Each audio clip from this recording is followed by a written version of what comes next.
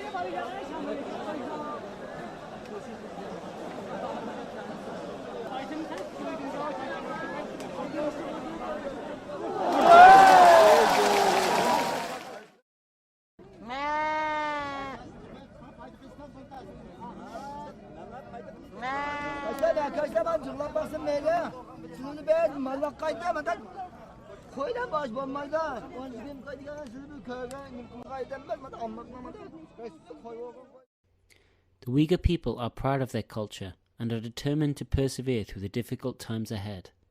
They want to be respected, have their voices heard, be treated equally, and to benefit from the vast natural resources in the region.